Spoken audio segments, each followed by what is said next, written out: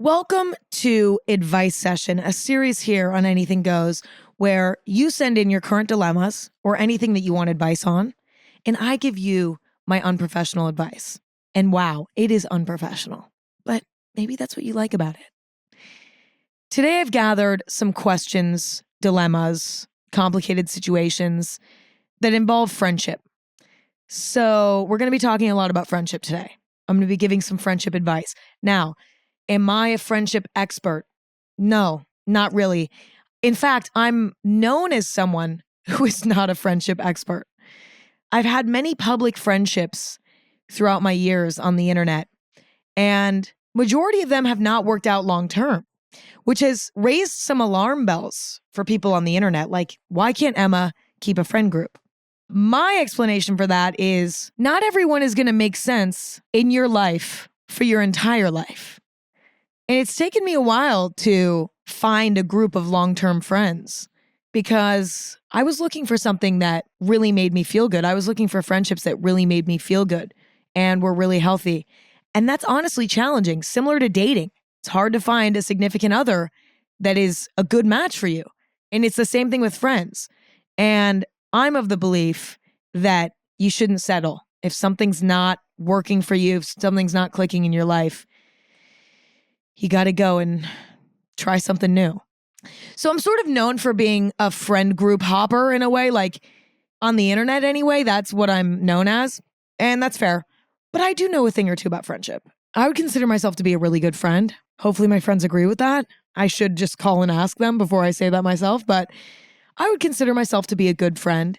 Yeah, so those are my credentials for giving friendship advice. Not a lot of credentials, but that is what you signed up for. So all good. Let's dive in to the questions, dilemmas, challenging situations that you are all going through in this current moment. Okay, somebody said, my friend group are 4 girls, and they just recently started hanging out without me. Why? What did I do? This is the worst fucking feeling of all time. So I want to start out by saying, I'm sorry. This shit sucks. This is just one of those parts of life that feels completely unfair. You know, there are a lot of worse things that make you feel like the world is unfair, like death. Like there are many things that make you look at the universe and say, why would you do this? But I would argue that this type of situation also does that. Even though it's less extreme and no one's dying and everyone's going to survive, there's still something about it that's so fucking painful that it does make you look up to the universe and say, what the fuck? Like, this is so unfair. So I'm sorry that you're going through that. We've all been there, at least once. I think the first step is to truly self-analyze. Now, this is not to make yourself feel bad about yourself. This is not to come to some sort of negative conclusion about yourself, but rather it's to try to figure out if there's something that you're doing, positive or negative, that's pushing them away. Try to connect the dots. Try to figure out a pattern. For example, let's say ever since you got a new boyfriend, your friends have stopped hanging out with you. Okay, that's a pattern. That's a clear cause and effect. Or maybe you started to become more popular at school.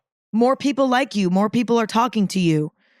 You're becoming, I always call it like a school celebrity. There's like people at school who are like the celebrity. They're the popular kid, whatever. Maybe you're starting to become more of the popular kid at school. Did your friends change their behavior towards you then? Try to figure out when things changed and what in your life changed simultaneously. Because a lot of times that can be a sign as to what's going on. For example, let's say you just started dating somebody. Your friends might be jealous of the fact that you have a boyfriend. They don't want to hear about it and it's pissing them off. And they're like, nah, she can go hang out with her fucking boyfriend. We're going to go hang out without her. It could be something like that. Or let's say you have maybe started becoming more in tune with your morals, for example. Okay, let's use that as an example. Maybe you've come to the conclusion that you don't really like drinking and you don't really like partying and you don't really like being mischievous. I feel like a lot of times young people go through mischievous phases I remember in high school, everybody used to steal shit from the mall. I never did it because I was always too afraid, but there were many people who did it. And it made me very uncomfortable personally. I hated it. I was like, oh my God, you guys, no, we're going to get caught. This is going to be horrible. Anyway, maybe your friends want to drink, want to steal shit from Nordstrom's, and maybe you are making them feel bad about it. Maybe you've decided, no, I don't like doing that stuff. And they do. You see what I'm saying? I think the first step is to self-analyze and to truly analyze the situation and see if there's some sort of cause and effect. Now, the prior two examples I gave were more positive when it comes to, you as the individual. Like, you got into a relationship. That's beautiful. You have settled into your morals and values more, and now you don't like to do the things that they like to do. That's beautiful. There's also a chance that you might discover that you're the problem. Maybe you've been feeling insecure recently and it's caused you to brag a bit more or bring your friends down a little bit, pick on them because you're feeling insecure for God knows what reason. Maybe you're going through something in your personal life and it's causing you to lash out a bit more and you're not as fun to be around. It's challenging to analyze oneself in a way that's unbiased because we tend to be biased towards ourselves. Like, no, I didn't do anything wrong. I can't do anything wrong. I know I didn't do anything wrong. You can become blind to your potential flaws. Now, it can also go the other way and you can blame yourself for shit that you didn't do, which is also unhealthy. But I would say more often than not, we tend to assume that we're not the problem and become blind to our flaws when it can be really life-changing to teach yourself how to analyze yourself in a way that's unbiased, that's just based in fact. What am I doing? What are they doing? What am I not doing? What are they not doing? How would I feel if I was friends with myself? Would I think that I'm a good friend? Yes or no? And to answer those questions honestly is far more challenging than it sounds like it is. And if you think about it, close your eyes and think about it, there's no way you don't agree. Because I am aware of how important it is to analyze myself in a way that is unbiased. But I still catch myself making excuses for myself, like defaulting to me being the victim. It's human to do that. We don't want to catch ourselves being the problem, but it must be considered in these moments when a relationship has fizzled. And you might come to the conclusion that you're not the problem. And that's more than an option. It's not like either one. It's not like, oh, well, it's probably going to be this or it's probably going to be that. No, it is completely up to the situation. It's completely personal to you and your friends. There's a chance that you did something to upset them. There's a chance that you didn't. Only you can figure that out. But that leads me to my next step, which is it is important to have a conversation with your friends. It's fucking uncomfortable. It sucks. But I think some sort of communication is better than nothing. And by that, I mean, if you want to shoot them a text because it's less confrontational and it's more comfortable, that's better than not having a conversation at all. Obviously, ideally, I think it would be great to be like, hey, something feels off. Can we hang out and discuss it? Because I want to know if I did something wrong or if you just don't fuck with me anymore. Like, let's just figure this out because I'm sad. I feel neglected by you guys. And if there's a way that we can fix it, I want to fix it. I think that's the next step is to figure out some sort of communication with this group. And last but not least, depending on what happens, there's acceptance that's needed of whatever they decide and whatever you decide. A harsh reality to swallow sometimes is that there are going to be moments in your life when people, for one reason or another, sometimes for a reason that they can't even explain, will decide that they don't want you in their life anymore. And that is a harsh reality that is crucial for people to accept. And at times, you didn't even do anything wrong. It just doesn't fit anymore. Sometimes that's simply what it is. And you're going to cause yourself much more harm if you expect there to always be a clear reason, if you expect there to always be a fairness to it. Like, I feel like a lot of us assume that if we're being a good friend in our eyes, that there's no reason that anyone could leave us. But at any given time, people can leave us, and that is up to them. And we can be upset and we can be frustrated and we can feel hurt by it, but we ultimately have to accept it. Because there have been times in my life where I've made decisions about friends that I've had where I'm like, I just don't think that this friendship is uplifting me. is making me feel good. And they never did anything particularly, nothing big ever happened. But it was just like, you know what? I don't think that we're on the same path in life. And I don't feel like this friendship is inspiring to me.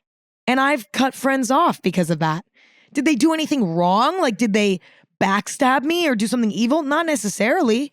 But I just didn't feel like the friendship was adding to my life. And I sort of felt like it was a burden, and it was not giving me the space to go and explore new friendships that might be more inspiring to me in the following chapters of my life, There isn't always going to be a perfect explanation. There isn't always going to be an obvious reason.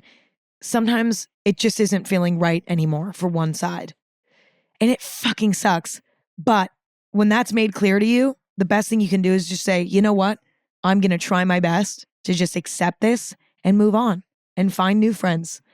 Because by the way, you don't want a friend that isn't on your team anyway. It's so much better to go out and find a more loyal group of friends instead of sticking in a group of friends that isn't fully on your team, doesn't fully appreciate your friendship. On the other hand, they might also say, we stopped hanging out with you because of this reason. And now you have another type of acceptance that you need to figure out how to accomplish.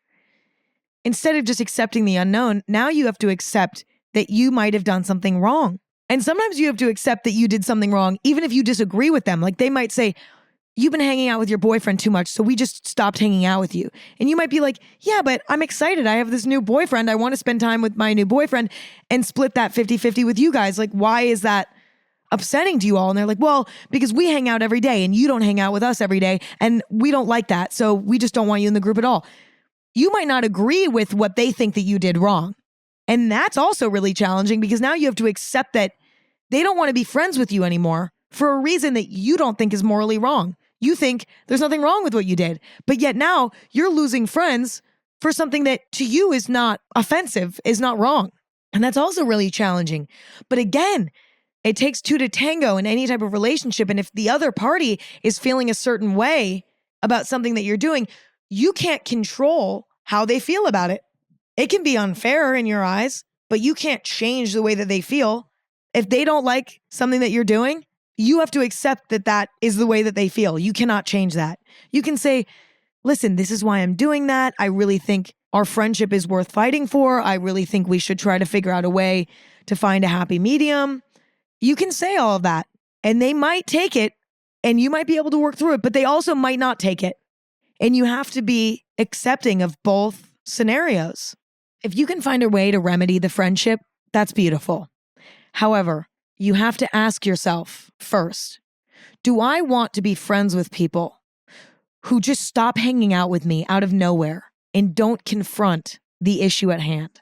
You have to ask yourself that. Is it even worth remedying? Because I personally don't like being friends with people who won't be fully 100% real with me. If something's up, I want them to come and tell me immediately. If I fucked up, if I did something wrong, if I hurt their feelings, I want them to come to me so we can work through it together. I don't like random changed behavior out of nowhere. Like all of a sudden we're not hanging out as much. All of a sudden they're not talking to me anymore. I really value friendships where we're fully open. Everything's out on the table. And I think there's something to be said for learning together. So, you can go and confront your friends and say, hey, why are you doing this? Like, why aren't you communicating with me? This is really confusing and upsetting for me. And you can say moving forward, if we're going to be friends, like this is a deal breaker for me. Like we need to be communicating. You can try that and that might work great and everyone might learn from it. But again, there's a chance that that won't be the case and that this is just the way that they are. And you might be better off searching for a new group of friends. I think a lot of times we stay in the same group of friends for longer than we should because we're like, this is comfortable, this is safe. Same thing with romantic relationships. This is comfortable, this is safe. I don't want to leave this because I don't want to be a quitter and I don't want to shoot myself out into the unknown and have to start over. Understandably so. But when things like this arise, you should ask yourself, do I want to be friends with people who behave this way? It's a question to ask. But either way, you're going to be fine. Whether you learn together in the friendship or you go out and you make new friends eventually, which is a time-consuming and sometimes daunting process, whatever you end up doing, you will be fine. and you will find your next group. Somebody said, how do I make friends? I'm in a new school and I feel so lost. I understand this because in middle school, I transferred to a new school where I didn't know anyone and everyone else knew each other from elementary school and shit. Everybody already had their friend group and I was a loner. It was one of the most terrifying experiences of my life. I was just talking about this with somebody the other day. Like, it's wild how many social nightmares you have to encounter when you're a kid. And it's all so beneficial for learning and growing and developing into a functioning adult. But fuck, it sucks. Here's my advice. Okay, number one, you got to trust the process. It might take a little bit. You might have a few weeks or a few months of being kind of a loner. I ate lunch by myself a few times, quite a few times actually, in middle school. I've done that again, even I think in high school, a few times I ate lunch by myself when I was in between friend groups or dealing with drama and other friend groups. There are times when you might be a loner. And there's two ways you can look at it. Number one, like this is so embarrassing. Everyone else has their group of friends and I'm a loner. Or you can look at it as, this is just a temporary reality for me right now, and I'm going to make the most of it. I'm going to work on my homework at lunch. I'm going to, read a book at lunch. I'm going to go into the library and go on the computer and watch YouTube videos. Like, I'm going to make the most of this time alone. I would say lunchtime tends to be the most challenging time when you're a new kid at school because you don't know where to go. You don't know who to sit with. But I would say the first step is to accept the gray area that you're in right now, where no one really knows you and you don't really know what to do. So you're kind of just in limbo. I was so uncomfortable with that phase when I was younger. And I wish I would have just accepted it and appreciated it in a way while it was happening. Because I think that there's something kind of beautiful about that time. There can be something really enjoyable about having a peaceful lunch by yourself. There's something peaceful about not having anyone to hang out with on the weekends. I think if you can change your perspective, change your lens on how you view that time of your life and look at it as a time to grow, a time to enjoy your hobbies or develop new ones, a time to reflect on what kind of friendship you're looking for, a time to think about your plan, how you plan on making friends. That's a beautiful time. So I think accepting that is my first piece of advice. My second piece of advice is try your absolute best to involve yourself in as many social activities as possible. For example, when I was in middle school, I joined a competitive cheerleading team in 5th or 6th grade, and that helped me so much when it came to making friends because doing a team sport, you're hanging out with the same kids every single day, and naturally you just build these friendships. And a lot of times too, especially with sports teams that are outside of school, you end up making friends. Like everyone's kind of random, like everyone's coming from different schools and stuff, and you're all meeting together to do this sport together. And that can be a great opportunity. But also something through school can be great, like doing a school sport. I made a lot of friends through doing high school sports. I was not necessarily as much of a new kid in high school because I knew a few kids from middle school, but I still made a bunch of friends doing cross country, doing track and field. Like, even I did cheerleading for a very brief little period of time before I got kicked off the team for missing too many practices. I made some friends on the cheer team. Like, involving yourself in the school is so helpful. And there's endless options. You know what I mean? You can fucking run for class president. You could, which is so scary. I would never have done that, but you could do that. You could join the chess club. You could join, like, it sounds cringe. It sounds corny. We all like to think we're too cool for this shit. But let me tell you, it is such a great way to meet people because in class, it's harder to talk to people. Like, you need to be paying attention. You'll get in trouble if you try to socialize. At lunch, everybody has their group. It's very hard to integrate. Sports and clubs and things like that are so helpful because you can naturally be a bit more social. And I've found a lot of value in that. But also accepting people's invitations. Like, I remember in middle school, there were a few nice people who could tell that I was new, who invited me to sit with them at lunch. And a lot of times these people were, they were very nice, but maybe we didn't have a lot in common. or we weren't, like I wasn't initially drawn to them in a way because again, like we don't have a lot in common. We don't like the same movies. We don't like read the same books. We don't have things in common, but they were just nice. And they were like, hey, you don't have anyone to sit with. Come sit with us. And even though it was a weird match, it maybe didn't click perfectly. It's important to accept those offers. I think at times we can feel like, oh, this is not a friend group that I'm like striving to be in. So maybe I shouldn't take up this offer.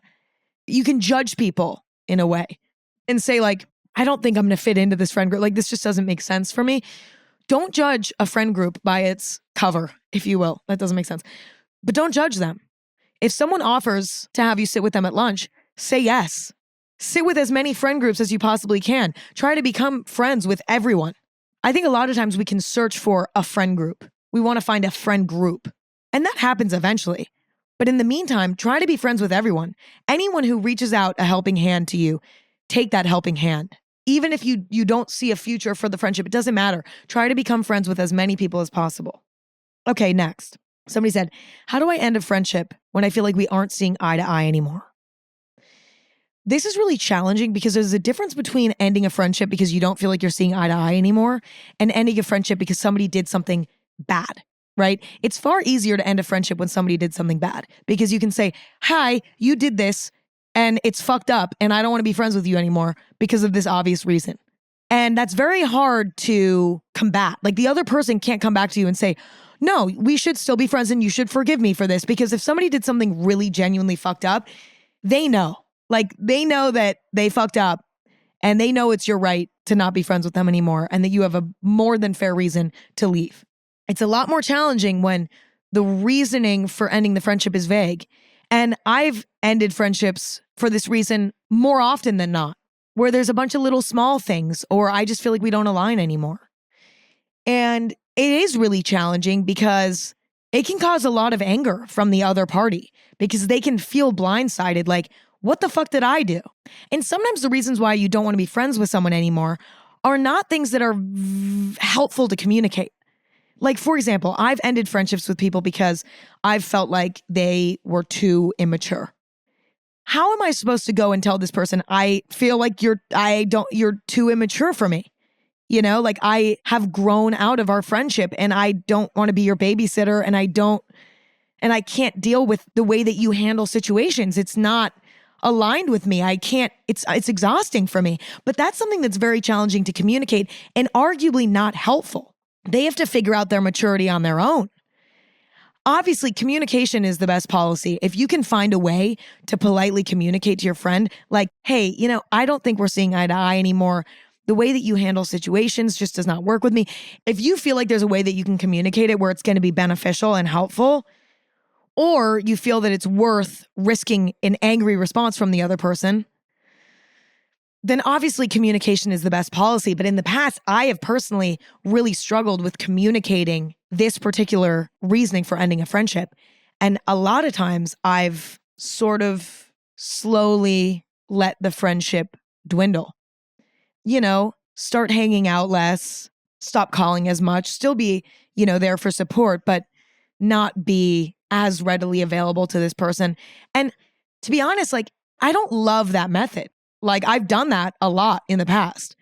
But as I mentioned earlier with the first dilemma, the friend group of 4 girls, and they started hanging out without one of the girls, it is unfair to just kind of leave someone in the dust.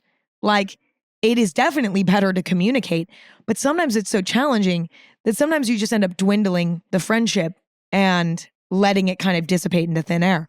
But I've found in the past that that isn't always effective. For friendships that aren't super close, it's fine. It tends to work great. Like, there's less expectation there. There's less of a bond there. So it's much easier to just let the friendship dwindle. But with friendships that are deeper, like best friends, it's not the most effective. And I've done it with people who were best friends with me. And I really do think that the best way to do it is to find some way to communicate it.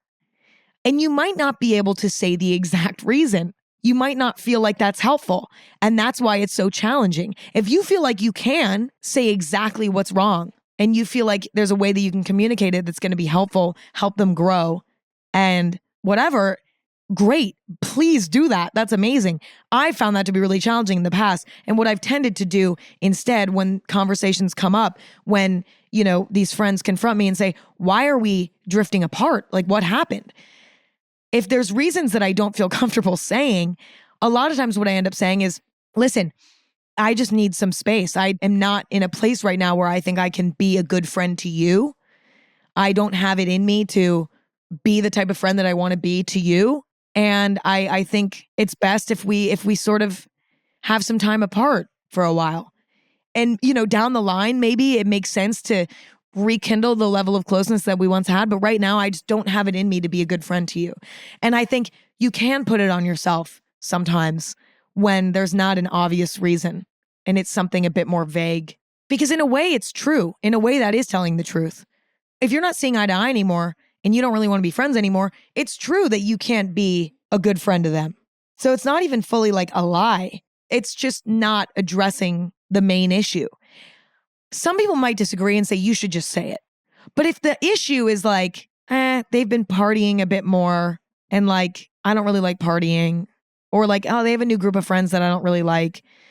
It's like, that's something that they're going to do. Like, that's what they want to do with their lives. It's not always your place to step in and say, I don't like that. And that can cause an argument that's like impossible to solve. Like they want to do what they want to do with their life. And is it helpful to say, I don't like that you're doing this, even though it's not directly harming me necessarily? I just don't like that you're doing this. And it makes me feel, misaligned with you. And I don't really feel like our friendship's working anymore. I don't know. In the moments when I've tried that, I've ended up sort of regretting it and wishing I just put it on myself and said, you know what? I just don't think I can be a good friend to you anymore. I think it's my fault. I'm sorry. I think we need some space. So I think in conclusion, because that was very messy, ideally, if you feel like there's a way that you can communicate the reasoning for not seeing eye to eye anymore, if you feel like you can communicate that in a way that is beneficial for all parties, go ahead and do it. If not, put it on yourself and say that you're just not in a place to be a good friend to them anymore. Next, somebody said, how to distance yourself from people who you feel aren't good for your soul. This is sort of similar to the last question, but it's different because instead of ending the friendship, you just want to distance yourself from the friendship. And there's a huge difference because distancing yourself from the friendship is still maintaining the friendship to an extent, but being best friends with them is not good for your soul, but you don't want to completely cut them out of your life. I would say there's a similar sort of method when it comes to solving this problem as the last question, which is, number one, communicating, if you can, to the best of your ability, saying, there's a few things that are happening in our relationship that are kind of upsetting to me, and I don't think I can handle it anymore. And I think, I still want you in my life, but I think we're better off as being less close. Listen, that's great. But I also think too, when you still plan on keeping someone in your life, you can distance yourself without having a conversation as well. And I think that can still be effective. And if the other person feels confused and they want to bring it up, they will. And then you handle that when that happens.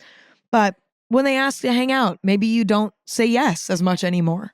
You're not as available for that person anymore. And there's not necessarily anything wrong with that. Like, I think we tend to feel guilty about cutting off friendships or distancing ourselves from people, but that's our prerogative. All of us as individuals have a right to distance ourselves from people and friendships as much as we want. If something's not working for us, we have that right. We don't need to coddle anyone and be friends with anyone out of pity. That's not good for anyone involved long term. We all have the right to leave, and we should if we feel that is necessary. We all have the right to distance ourselves if we feel that that's necessary.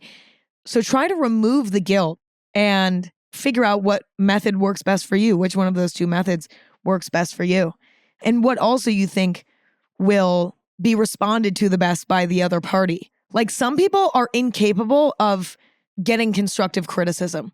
And a lot of times you know that about a friend. Like, you know that if you bring up something that you think that they're doing wrong, it's not gonna help anyone. And you can try it, but there's some people where it literally does not go through. And if you know that about somebody and you're like, I don't know, there's no way to get through to them, then all you can do is just distance yourself, stop hanging out as much, stop responding to them as much, and let it just slowly but surely distance. Next, somebody said, what to do when you have a friend that just keeps making the wrong choices? Is it even my business? How do I help? This is really challenging because I do think to an extent there's something beautiful about being a support system for your friend and calling out when you think that they're doing something bad. That's how we learn, is by other people putting us in check. But again, some people are receptive to criticism and other people are not. And so I think the first step is to try and say, listen, and it's very important how you communicate it. You can't attack them because that immediately puts people off. If you confront them in a way that feels angry or violent or judgmental, people shut down when they're approached in that way. So it's very important to approach them in a way that's empathetic and loving and gentle and basically just say, hey, I'm worried about the way that you're handling this certain situation. I don't think it's healthy for you. I don't think it's healthy for anyone else. Like, this is a problem. And I'm noticing it, I'm seeing it, and I can't not say something because I'm your friend and I love you and I want the best for you. And this is not healthy. This is not good for you. And now you sit back and you relax to the best of your ability and you see how they respond. They might respond receptively and say, wow, you know what? You're right. Thank you. You're right. I know. Thank you for bringing that up. I'm going to think about that a lot more. I really appreciate it. On the other hand, they might say, no, fuck you. Like, I'm an adult or I'm smart or whatever. I can make my own decisions. Like, it's none of your business what I'm doing. They might respond defensively. And if that's the case, now you know whether or not this is a friend that you can communicate with successfully. And if there's somebody who's receptive to advice or to criticism, great. That's a friendship that's much easier to maintain. And unless they are just all talk and they say in the moment, oh my God, you're so right, and then they just keep doing it, that's a friendship that is actually beneficial for the both of you.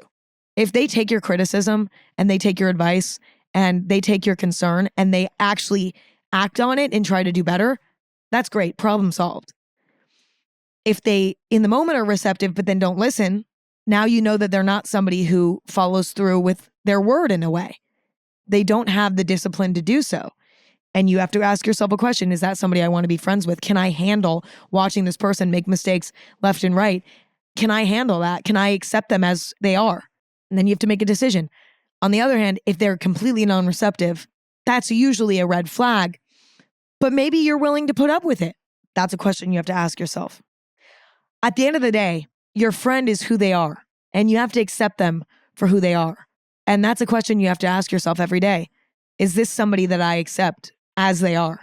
You can make suggestions, you can try to be helpful, but you cannot change them.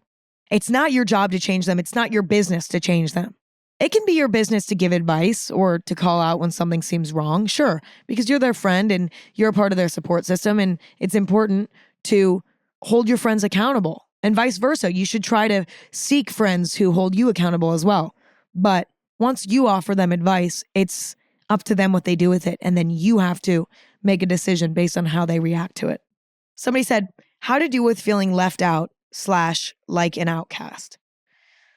I think, again, this sort of goes back to what I said earlier about this sort of limbo period where you don't have friends when you're trying to make friends at a new school. It's reframing the way that you look at that period of your life.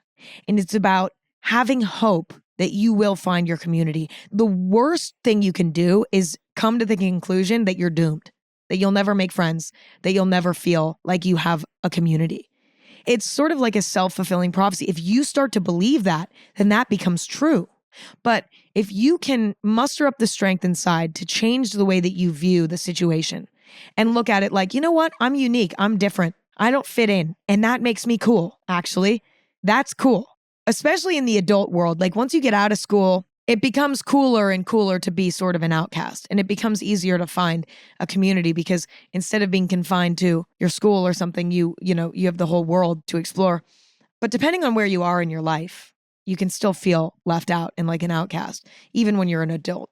It's a mindset thing. It's about, again, reminding yourself that this is just a period of your life and that you will find a community. To believe that is to have it come true. It's like the stories that we tell ourselves impact the way that we view the world. And if you say something to yourself like, I'm doomed, I'm an outcast, I'll never find friends, that is how you see the world. You see the world as a place where you don't belong anywhere. And that's what you start to see. We look for patterns that confirm our beliefs. And so if we believe in our heart that we are an outcast and we will not find friends, then you will not, because that's what you will see. But if you believe, no, I will find friends, this is just a period of my life where I'm lonely and I haven't found my community, you'll see things that you wouldn't see otherwise because you believe that friendship is out there. Like, for example, let's say you are at work, okay? You're at work and you don't know everyone at your work. You work at a big company or something and there's a lot of people who work there. If you see the world as a lonely place where you don't belong, if you walk into the lunchroom one day and see someone sitting alone, you'll look at that person and say, they don't want to be my friend. They'll think I'm weird if I go and sit with them. And so you'll miss an opportunity to potentially make a new friend. Whereas if you see the world as a place where friendship is possible, community is possible, you might see somebody sitting alone and say, they kind of look like an outcast too. They kind of look like they're lacking community too. I'm going to shoot my shot and go try to sit with them and spark up conversation. See what I'm saying? Like, the beliefs that you hold change the way that you analyze situations on a day-to-day basis. And so it's important to be aware of that. On top of that, again, as I mentioned earlier, it's about looking at that period of your life as a time to develop yourself, as a time to solidify your goals and beliefs about the world and what type of friendships you want to have. And it's a time of reflection. It can be a very beautiful time if you look at it that way. But if you look at it through a pessimistic lens, it only makes the problem worse. And I know it might sound like wishful thinking, like, yeah, but I've been trying to find my community for a long time and I haven't found it yet. I think I'm doomed. It can feel that way, but you can't give up. And it's not true. There's a community and a friendship out there for everyone. You just have to be patient and accept the limbo and keep a positive mindset. It sounds fucking cringe. That's not to say that you shouldn't feel sad about it sometimes. It's normal to feel sad about it sometimes. That's a part of the process, I think. Feeling sad about being lonely is what motivates you to take risks and talk to people even when it's uncomfortable.